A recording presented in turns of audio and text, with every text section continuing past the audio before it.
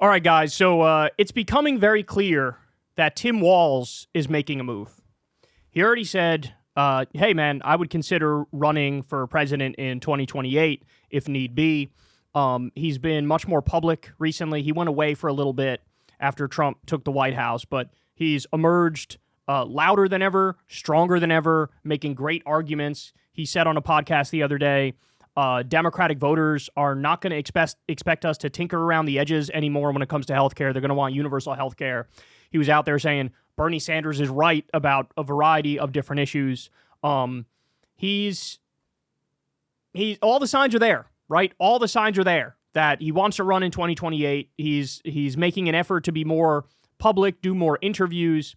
And this article from Politico is really interesting because he basically verifies everything we already knew about the 2024 election, but coming from him directly, it's another level of validation, right? So look at this. Tim Walz has some sharp critiques of the Dem 2024 campaign. The Harris-Walz campaign should have rolled the dice more, he told Politico. Here we go.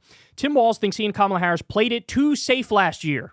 He thinks they should have held more town halls. He thinks they didn't have time to get their feet under them. And he thinks Democrats should have taken more risks and gone to more places. Quote, "We shouldn't have been playing this thing safe," the Minnesota governor said in an interview with Politico before speaking to nearly 1,000 Democrats here at the Helena Fairgrounds last week.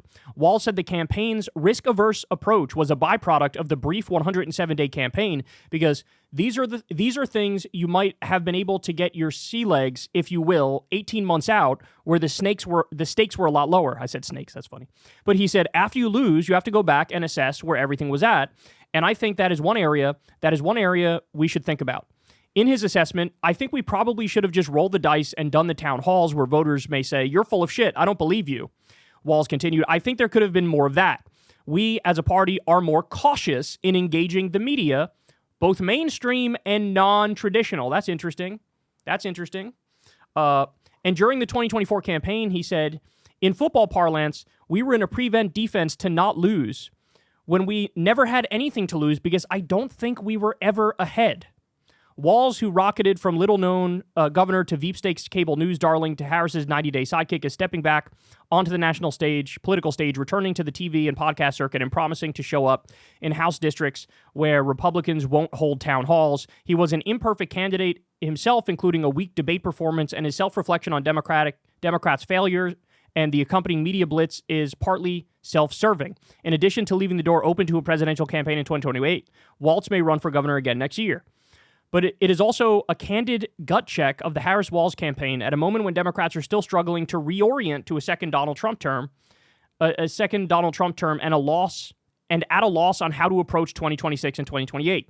Walz's assessment of the campaign's missteps, which he emphasized he also owns in part because when you're on the ticket and you don't win, that's your responsibility, was also one shared privately in interviews with more than a dozen former presidential campaign staffers, all of whom were granted anonymity to discuss the issue candidly, and many of whom lamented the vice president's campaign schedule that had her avoiding unscripted moments with the press and voters late into the fall. So here we go. These are people from the campaign who were interviewed by Politico anonymously, and look at the stuff they say. Quote, "He was underutilized, and that was the symptom of the larger campaign of decision paralysis and decision logjam at the top," said one former senior Harris aide. So a Harris aide is saying, man, we should have used Tim Walz more, bro. Could he have changed a percent in Washington? Maybe. We still lose even if we win Wisconsin. Even so, this aide added, Walz got put in a box and we didn't use him the way we could have. Minnesota Attorney General Keith Ellison said he wished they would have put him out there more because the world seemed to want more Tim Walz, and there were times when I wish they could have gotten more Tim Walz. By the way, man, look, we said this before. Tim Walz is actually wrong when he says we were never up. That is not true. There was one moment early on when they made the switch, Kamala became the heir apparent, and Kamala picked Tim Walz. There was a 2 or 3 week period there where it was like, oh, they were definitely winning.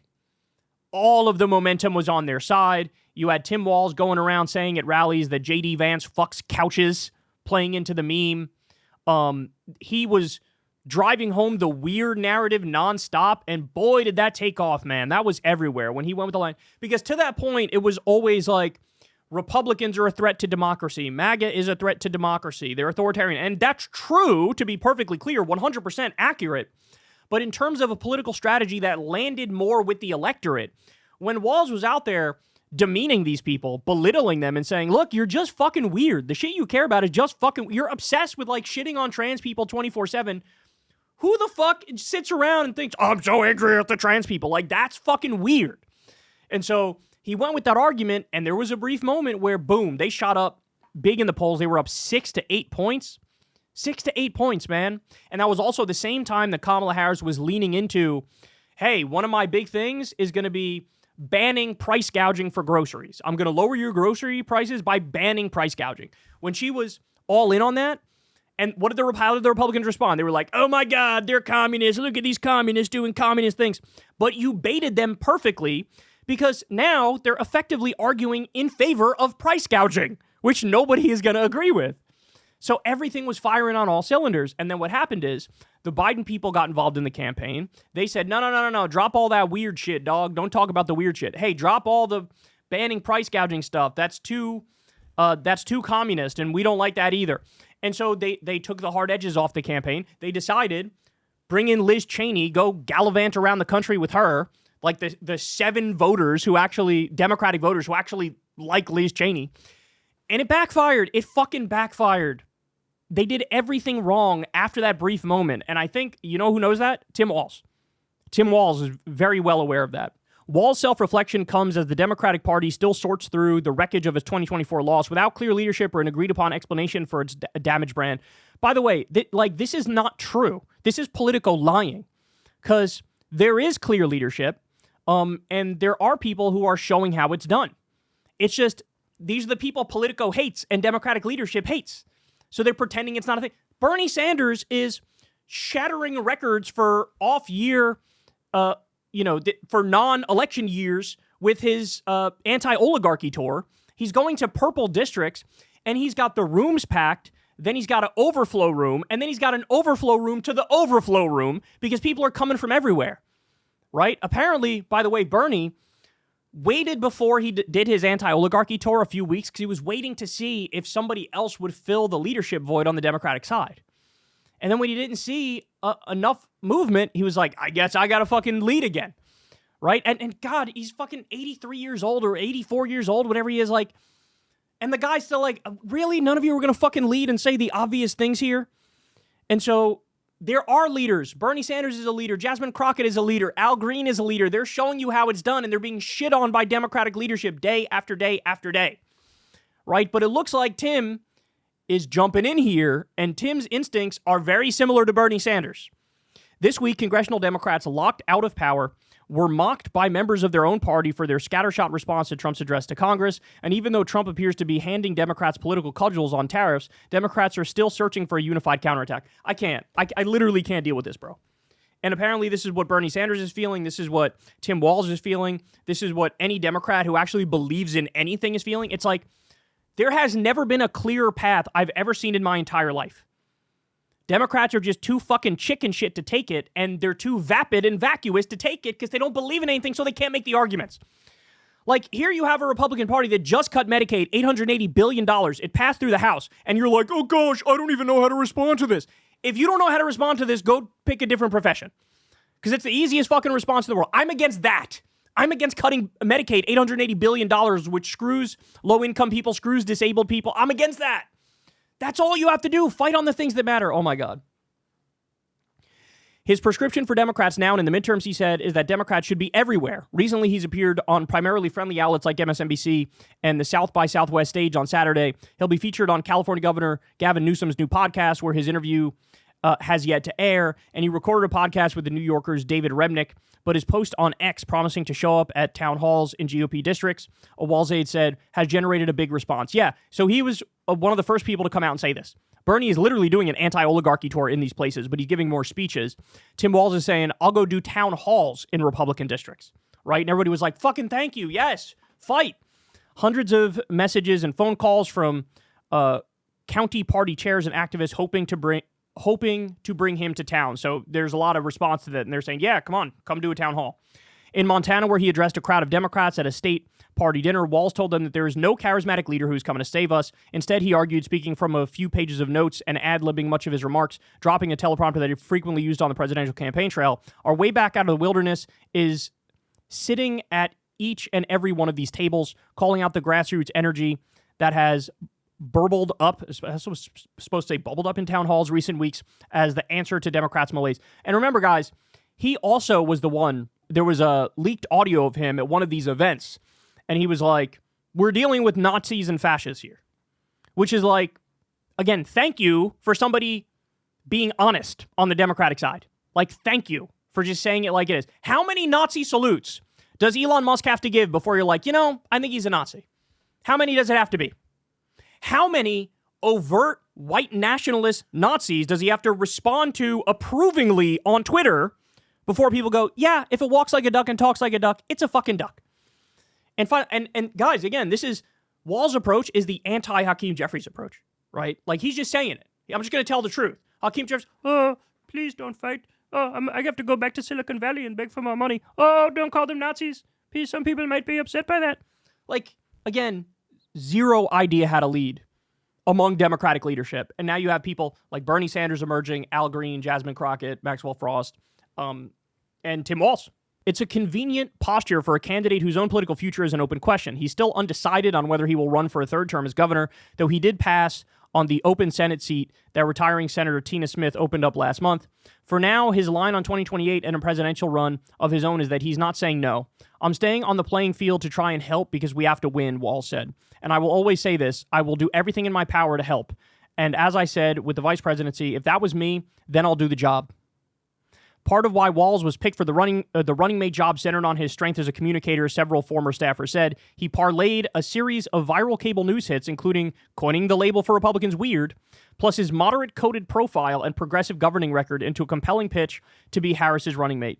By the way, yeah, there's actually an important point here, right? Which is people are not generally all that well-educated politically.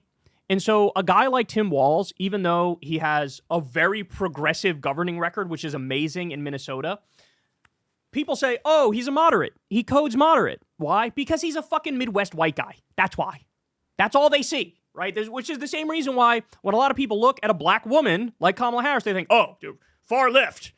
Because in their mind, they just, a black woman equals far left. Like, it's all very surface level nonsense, right? So he had the benefit of appearing moderate, but in reality, the policies are progressive. And we saw a similar thing happen with Bernie when he ran. I don't know how many of you remember this, but in every conservative state, Bernie would crush Hillary in the primaries. And people were like, gee, I wonder why he's so far left on the policies. And it's like, first of all, those people don't even know what moderate is, what liberal is. But also, he codes more moderate simply because he's an old white guy. Like, this isn't all that deep. It's actually very, very surface level. So, but again, that's a point against Democratic leadership who always acts like, if you take progressive positions on policy, you can't win. Like, what the fuck are you talking about? Bernie Sanders did 15 points better with moderate Democratic voters than Hillary Clinton did. Because again, those people don't know what moderate versus progressive is when it comes to the actual policies, and also he codes more moderate, right? Okay. But his visibility during the Veep stakes made his weeks-long disappearance from the media scene in August 2024 all the more obvious. So what they're saying here is, you brought on Tim Walz because he had all of these viral moments on mainstream media where he would attack the right very, very effectively and go viral for it. Then you bring him on the campaign, and then all of a sudden, you hide him. You put him in a basement. You put him on a script. And it's like, is it possible to mismanage the situation more? You have a fucking rock star here. But look, that might also be because Kamala didn't want him to outshine her. Right? It may be that. Or it could be because the Biden people are just fucking useless and they got in there and made all the wrong decisions. After he was selected in early August, Harris wasn't yet doing interviews and aides didn't want Walz to get out ahead of her. See, there you go. Several former campaign aides said Harris and Walz would not appear together for the joint interview with CNN until 3 weeks later. Even in October, the Washington Post described him as a surprisingly bubble-wrapped campaigner. By the time they finally let him do anything at all, it's 20 days left, and he's doing 4 states a day, and there's only so much you could do, a former Harris campaign staffer said. It was too short. So what I'm getting from this article is even specifically the Kamala Harris staffers were like, man, they did Tim Walz dirty, bro. This dude was a superstar. This dude was ready to go. This dude was super popular. He had proven himself, on cable news over and over, and they just fucking hit him, and they fucked up. Wow. There were also efforts to curb some of his signature lines, including casting Trump and Republicans as weird, which slipped out of Walz's speech. So there you go. This is validated, verified. He was encouraged to stop focusing on the weird criticism, said another former Harris aide. I think it's fair to ask whether, even if weird wasn't quite right, his instinct about how to approach Trump to make him seem small and a huckster wasn't closer to correct than the more self-serious tone that may have made us sound too in defense of the status quo. That's exactly right. So in other words, yes, it's true, Trump's an authoritarian, but when all you focus on is threat to democracy, that does sound like also a defense of the status quo, right? Whereas if you just say, this guy's fucking weird and this guy's a con artist, that's more like you can also critique the system and have a true critique of Republicans that lands more. And look, the proof is in the pudding. It 100% landed more to call them weird. A third former Harris staffer also echoed that Walz wasn't utilized the way he should have been, and he should have been used more like then Senator J.D. Vance, who was everywhere all the time. But other former staffers argue that Walz, especially after the debate, did appear on a range of mainstream and non-traditional media. That was way too late. He played Madden on Twitch with AOC. Okay, but why not go to somebody who already has a massive following? Go on Hassan Piker's show. He's a giant on Twitch. Go to outlets like ours. We just had AOC and Tim Walz play on Twitch. It's like, you're kind of missing how to get the most sauce out of that world, right? So anyway, this article goes on. You guys could read the rest of it if you want, but he's thinking about it, bro. He's thinking about jumping in. And I'm very, very happy about that because this is a guy who was not given a fair shake. He just wasn't given a fair shake. And remember, I don't give a fuck what anybody online says, what anybody on the right says. At the end of the day, all that matters in this game of politics is policy and improving people's lives. And on that front, literally nobody is more proven than Tim Walz. Nobody. As governor of Minnesota, with a 1-seat majority, he ended up delivering universal free school breakfast, universal free school lunch, legal weed, carbon-free electricity by 2040, tax rebates for the working class up to $1,300, 12 weeks paid family leave, 12 weeks paid sick leave. He banned gay conversion therapy knowing it's a scam. He got red flag laws to take guns away from people who say stuff like, I'm going to shoot up the school. He did universal background checks for guns, automatic voter registration, free public college, ban on the forever chemicals, the PFAS. He increased funding for K-12 schools by $2.2 billion. He did sectoral bargaining for nursing home workers to get them more pay. This guy fucking delivered, bro. He delivered. And that's exactly what we need. Somebody who actually believes in something and will fight for it in this era of the robber baron fascist coup. Okay? And as long as you're willing to fight, as long as you have a good ideology to boot, you're a leader, right? In fact, the more the right squeals about you, the more I like you. And so they can hit you with every bullshit attack they want. It ain't gonna fucking work this time, dog. It's not gonna work, right? Just like, oh, Tim Walz is a liar because he was at Tiananmen Square like a week before the time he said he was, or a week after the time he said he was. Oh, he's a liar because he said he got a promotion in the military and he didn't get the promotion because he didn't fill out the paperwork, even though he had the ability to get the promotion if he just filled out the paperwork. These are the same people who support Trump saying this, who support Donald Trump saying this. Literally the biggest liar in American political history, who told over 30,000 lies in his first term alone. They're looking at Tim Walz and saying, bro, I can't, bro. He's a liar, bro. Get the fuck out of here. Get the fuck out of here. So we're not playing around anymore. Shout out to Tim. I'd love to try to get him on Crystal Kyle and Friends. There'd be so much to talk about. But I hope that he continues leading like this. Join Bernie with his anti-oligarchy tour. Get out there, do your own thing if he's going to do the town halls in red districts. But more importantly, yes, you have to utilize the media. Go on traditional media. Go on new media. Just get out there and make the argument. Do not back down. Do not do you got to hand it to the right on this. Fuck that. That's not the era. You got to lead. You got to fight. He's got it in him. Let's see him follow through. Hey, y'all, do me a favor and like and subscribe. It helps out big time in the algorithm. Click the bell as well for notifications when videos drop. And watch that video on screen right now. You know you want to.